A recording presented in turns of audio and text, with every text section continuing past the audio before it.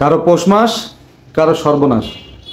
যেখানে বন্যার্ত মানুষের সেবা করার জন্য, সহযোগিতা করার জন্য সারা বাংলাদেশের মানুষ, শুধু তাই নয়, প্রবাসী ভাইরাও অনেক রকমভাবে সর্বতভাবে চেষ্টা করে যাচ্ছে।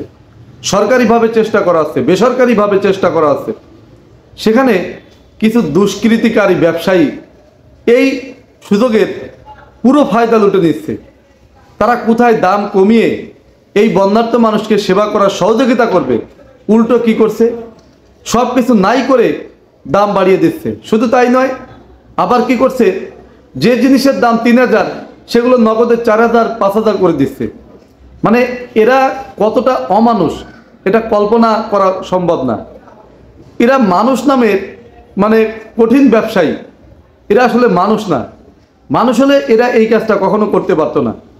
মানুষ যেখানে সব কিছু দিয়ে দিচ্ছে, দেওয়ার চেষ্টা করতেছে, আর এরা সেখানে ফায়দা লুটার জন্য সব রকম চেষ্টা চালিয়ে যাচ্ছে। এদের বিরুদ্ধে কঠোর ব্যবস্থা নেওয়া দরকার।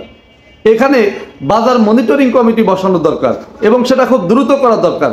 আর যতদিন বন্যা থাকবে ততদিন সেই বাজার মনিটরিং কমিটি ওখানেই রেখে দিতে হবে, যাতে এরা কোনো রকমভাবে অবৈধভাবে, বেআইনিভাবে দাম বাড়াইতে না পারে।